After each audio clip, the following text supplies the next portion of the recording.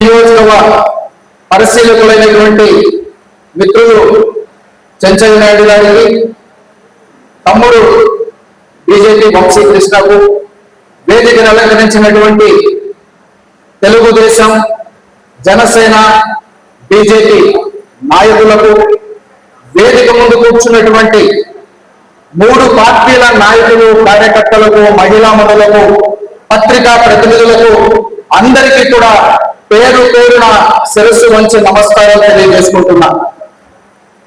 ఈరోజు కూటమి ప్రభుత్వం 2 ఏళ్ల పాలనలో అభివృద్ధి, సంక్షేమం ఈ రెండింటిపైన ప్రజల నమ్మకం. దీనిపైన మనం ఈ యొక్క సమావేశాలు ఏర్పాటు చేసుకొని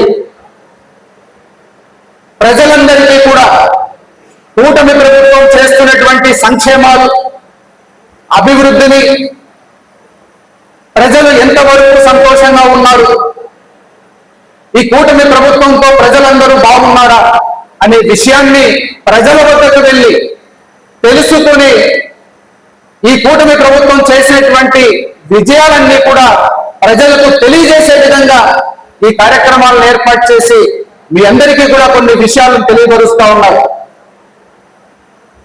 ఇక్కడ ఒక్క విషయం మనం ఆలోచించాలి. మన కూటమి ప్రభుత్వం చేసినటువంటి మంచిని చెప్పాలి, గత వైసీపీ పార్టీ చేసినటువంటి చెడును కూడా చెప్పాలి. రెండింటిని ప్రజలకు తెలియజేయాలి.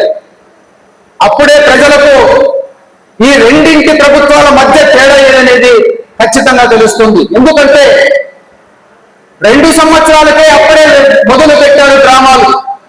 గొడ్డలి పార్టీ మననే చేశారు. వెన్నుపోటుకు 2 ఏళ్ళంట.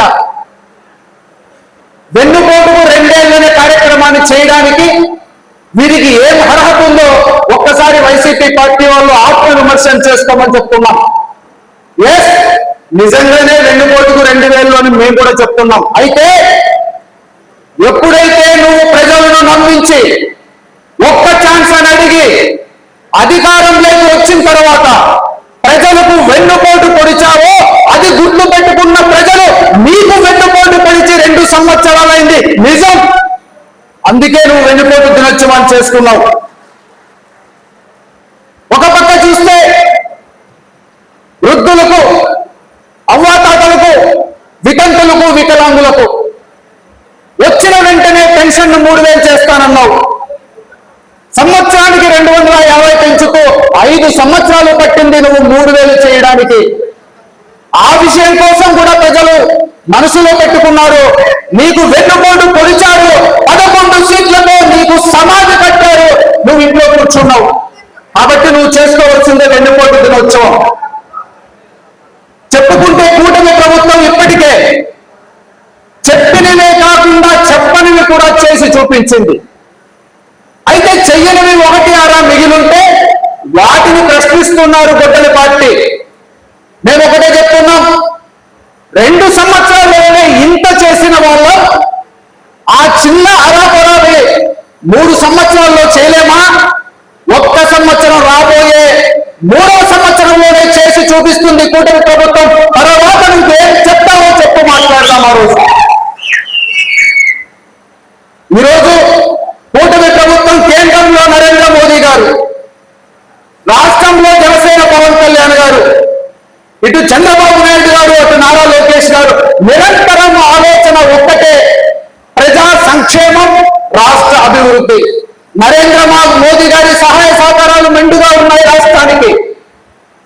పవన్ కళ్యాణ్ గారు ఒక సోదరుడులాగా ప్రజల కష్టాలలో పాలు పంచుకుంటూ ఆయన కూడా కూటమి ప్రభుత్వంలో ప్రజా సంక్షేమం కోసం పాటుపడుతున్నారు.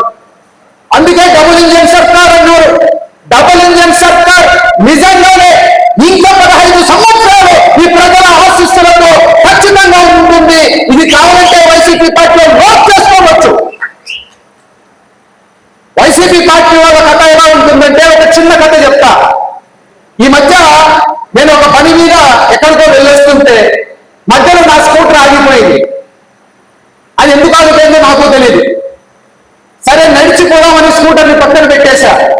నడుచుకుంటూ ఒక చిన్న గ్రామం కనబడితే ఆ గ్రామంలోకి వెళ్ళా. వెళ్ళా. ఆ సందులో వెళ్ళేటప్పుడు నా వెనక ఒక నీడ వస్తా ఉంది. అది ఏంటి అని చూస్తే దెయ్యం. దెయ్యం అమ్మరా, నిజంగానే దెయ్యం నా వెనక నడిచి వస్తా ఉంది. సరే నేను ఆగా, అదే ఆగింది. నేను పరిగెత్తా, అది పరిగెత్తుతా ఉంది. భయం అయింది కాబట్టి స్పీడ్గా పరిగెత్తి వెళ్ళాను. ఒక సందు చివరకు పోతే అక్కడ గోడ అడ్డంగా ఉంది. ఆ గోడని ఆ భయంతో ఎగిరి దుంకేశాడేమో, భయంతోనే, ధైర్యంతో కాదు. అదే దెయ్యం స్పీడ్తో వచ్చింది, గోడను గుద్దుకొని చచ్చిపోయింది. తిరిగి చూస్తే దెయ్యం చచ్చిపోయింది. ఈ విషయాన్ని ఊరికే ఉండకుండా ఒక వైసీపీ నాయకుడితో చెప్పా, రాత్రి ఇలా జరిగింది, ఒక దయ్యం నన్ను తరుముకొని వచ్చింది, అది గోడ గుద్దుకొని చచ్చిపోయింది అని అంటే ఆ వైసీపీ నాయకుడు ఏం చేశాడంటే జగన్మోహన్ రెడ్డి చెప్పేశాడు. ఇలా జరిగిందంటే విషయము జగన్మోహన్ రెడ్డి చెప్పాలి, తెలుగుదేశం పార్టీ వాళ్ళు దయ్యాన్ని చంపేశాడు, ఎట్టే ప్రెస్ మీట్ అని చెప్పేసి తెలుగుదేశం పార్టీ నాయకుడు దయ్యాన్ని చంపేశాడు. ఇలా ఉంటుంది వాళ్ళ కథ. ఎందుకు చెప్తున్నారంటే ఇది రాష్ట్రంలో ఒక రౌడీ షీటర్ కనపడకుండా పోతే దానిపైన ప్రభుత్వం విచారణ చేస్తూ ఉంటే రౌడీ షీటర్ని చంపేసింది తెలుగుదేశం ప్రభుత్వమే ఈ రోజు ప్రచారం చేస్తూ ఉంది. ఇలాంటి అబద్ధాలని వాళ్ళు కోపలుగా 19లో కూడా మన 14, 19 తర్వాత 24 మధ్య చెప్పి ప్రజల్ని మోసం చేసి గెలిచారు. ఆ గెలుపుకి వారు చేసిన మోసానికి ప్రజలు కళ్ళు తెరుచుకొనే ఈ రోజు అబద్ధాలు చెప్పిన నమ్మే స్థితిలో ప్రజలు లేరు. అయితే ప్రజలు నమ్మరని మనము ఊరికే ఉండకూడదు. వారు చెప్తున్న అసత్యపు సమాచారాన్ని, అబద్ధపు విషయాన్ని ప్రతి దాన్ని మనము ఖచ్చితంగా ఖండించాలి, సోషల్ మీడియాలో తెలియజేయాలి, ప్రజల్ని అప్రమత్తం చేయాలి. ఎప్పుడు వాళ్ళు చేసే డ్రామాలకు మనం బలి కాకుండా చూసుకోవాలి అనేసి మీ అందరికీ కూడా ఈ సందర్భంగా తెలియజేసుకుంటూ చివరిగా నా బాధ్యతగా సర్ అనేటువంటి కార్యక్రమం, సర్ అనేటువంటిది మీకు స్పెషల్ ఇంటెన్సివ్ కేర్ అనే ఇంగ్లీష్ లో పిలుస్తారు.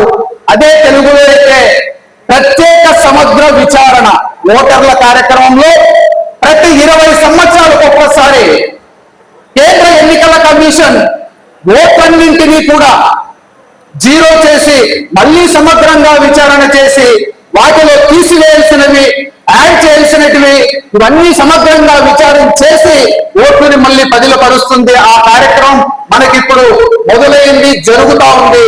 కాబట్టి మన నాయకులందరూ కూడా బిఎల్ఓలకి అన్ని ప్రాంతాల్లో సరిగా అవగాహన ఉండదు. కాబట్టి లోకల్లో ఉన్నటువంటి మన నాయకులు, మన పిఎల్ఏలు బిఎల్ఓలతో పాటు ఉండాలి. ప్రతి ఓటుని పరిశీలించాలి. ఎక్కడ కూడా ఓట్లు మనవి చేజారిపోకుండా జాగ్రత్తగా వాటన్నింటినీ మళ్ళీ పదిలో పరిచేలాగా మనం వెనుక ఉండి నెల రోజుల పాటు ఈ కార్యక్రమంలో పాల్గొనాలి. ఇలాంటి కార్యక్రమం జరిగేటప్పుడు వాస్తవంగా మనం ఈ సమావేశాలు పెట్టుకోవడం కాదు, అయితే ప్రభుత్వం చెప్పింది కాబట్టి ఈ కార్యక్రమాన్ని కూడా నిర్వహించడం జరుగుతూ ఉంది.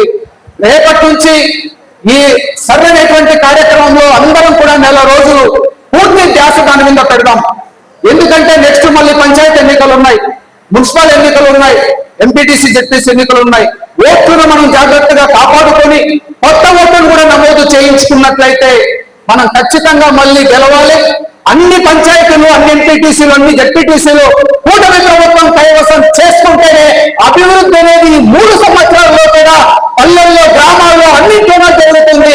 ఈ విషయాన్ని దృష్టిలో పెట్టుకొని అందరం కూడా ఈ కార్యక్రమం మీద దృష్టి పెట్టి పనిచేద్దామని పిలుపునిస్తూ మరొకసారి కూటమి ప్రభుత్వం అనేది పదిలంగా ఉండాలి అని అంటే మనమందరం తాడుగా ఏకతాటిగా రావాలి. ప్రజల్ని అప్రమత్తం చేసే వారందరినీ కూడా కూటమి ప్రభుత్వం వైపు ఉండేలా చూడాలి, మన బాధ్యత అనేసి అందరికీ తెలియజేస్తూ ఈ అవకాశం ఇచ్చినటువంటి పెద్దలకు, మీకు అందరికీ కూడా పేరు పేరున మరొక్కసారి ధన్యవాదాలు తెలుపుతున్నాను. అసలు ఈ కోనేరు గురించి ఎందుకు చెప్తారో నాకు అర్థం కావాలి. గతంలోనే మనం ప్రతిపక్షంలో ఉన్నప్పుడు ఫార్ముల్లో డబ్బులు ఖర్చు పెట్టి ఆ డబ్బులు మనం సంపాదించిందే, ఫార్మ్ మనమందరం కష్టపడిందేదే. 80 లక్షల ఆదాయం ఉండే నరసింహస్వామి ఆదాయాన్ని ఈ రోజు 20 కోట్లకు తీసుకుపోయినా, ఆ రోజుల్లో 11 కోట్ల చిల్లర తీసుకుపోయినా ఆ కష్టము, ఆ బాధ్యత మనం తీసుకున్నదని కూడా మీకు సందర్భంగా గర్వంగా చెప్తున్నాను. వచ్చే రోజు 50 కోట్లకు తీసుకొని మనమే తీసుకుంటామని చెప్పేసి ఒక కష్టపడంగా చెప్తాను. ఆ డబ్బులు మొన్నటి రోజులు కూడా నన్ను గిరి ప్రదక్షిణ ఎవరు చేయాలని ఆలోచనతో అడిగితే నరసింహస్వామి డబ్బు 1 రూపాయి కూడా నేను చేసేకున్న వాడము అది ఖచ్చితంగా ప్రభుత్వం నుండి నిధులు తెచ్చి పనిచేస్తామని చెప్పినటువంటి కొంతమంది ఆ స్వామి డబ్బులు తీసుకొని కోనేరు కట్టామంటే ఆ రోజే ప్రశ్నించినాం. కానీ ప్రభుత్వంలో ప్రజాప్రతినిధులు ప్రతి మనిషి కుటుంబం నుంచి అవగాహన ఉన్నటువంటి వ్యక్తిని కూడా నేనే, ఈ ప్రాంతంలో ఉన్నటువంటి తప్పాలు తెలిసినటువంటి వ్యక్తిని నేనే. కాబట్టి ఈ ఊరికి ఏం చేసే మంచి జరుగుతుందో అప్పటితో ఉండిపోతున్నాను. ఎవరి కోసం కాదని, మీ అందరి కోసం, వాళ్ళందరి కోసం, నమ్మించే ప్రజల కోసం, నన్ను నమ్మి నడిపించినటువంటి కార్యకర్తల కోసం, నాయకుల కోసం పనిచేస్తానని చెప్పే సందర్భంగా తెలియజేస్తాను. నరసింహస్వామి గుడిలో అభివృద్ధి జరిగిందంటారు, మీరు ఎవరో నమ్ముతారా? నరసింహస్వామి గుడిలో రోజు ప్రసాదం తెప్పించుకొని తింటారు, అది రోజు చేస్తారు. ఊళ్ళో ఉన్న ప్రతి రోజు కూడా నరసింహస్వామి ప్రసాదం అయితే తింటారు. అంతకు మించి నరసింహస్వామితో ఆశించేది ఏది ఉండదు. రెండోది చెప్పే మాటలు ఇవ్వండి, వాస్తవా కాదా? ఈ రోజున అటువంటి పరిస్థితులను అధిగమిస్తూ ఈ రాష్ట్రంలో మేము కూడా మగోళ్ళమే, మేము కూడా రాజకీయాలు చేయగలం, మేము కూడా అగ్రస్థానంలో ఉండగలం అని చెప్పేసి ఆలోచన విధానాన్ని మన పరిశ్రమలో మీ యొక్క చొరవ, కూటమి పార్టీ యొక్క నిబద్ధతే భవిష్యత్తులో మళ్ళీ మనల్ని అధికారంలో కూర్చోబెడుతుంది, మళ్ళీ మనల్ని గెలిపిస్తుంది, ఎన్నికలు తీర్తామని చెప్పేసి కూడా ఈ సందర్భంగా తెలియజేస్తాం. మనం మాట్లాడే మాటలు మనం మాట్లాడటంలే, సమాజం మాట్లాడుతూ ఉంది, సర్వేలు మాట్లాడతాయి. మనం సర్వే చేసుకుని మన నాయకులు కూడా అడిగినాం, మన మున్సిపాలిటీలో నాయకులు, మీరు ఎప్పుడైనా మీ గురించి ప్రజలేమనుకుంటున్నారో, 2,000 మంది ఓటర్స్ ఉంటారు ఒక్కొక్క నాయకుడికి, మీ గురించి ప్రజలేమనుకుంటారో ఎప్పుడైనా సర్వే చేసుకుంటారా అని చేసుకొని మనం భయం అమ్మ ఏమేమి తింటారో నాకు ఏమేమి తింటారో మన గురించి. రాజకీయాల్లో ఉండేవాడు సింహావరణ ఉండాల, మనం చేసే తప్పును కూడా మళ్ళీ గ్రహించుకొని సరిదిద్దుకునే గుణం ఉండాల, సవాళ్లను అధిగమించేటువంటి తత్వం